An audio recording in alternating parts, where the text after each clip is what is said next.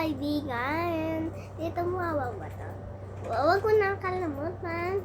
Like, share, subscribe. Update you sa gawin namin bag. Dito mo ba ito? Walang amaya. Kasi, yung wala kaibigan ko. Kasi uwi siya bahay nila. Kasi may walk siya. Walk outside siya. Outside. Yung walk pala siya, isabi na sa akin.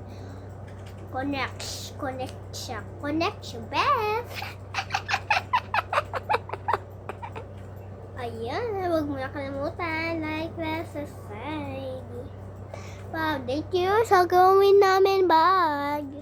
Ayan, this friend, this, yung bahay, nasa bahay is, Amaya.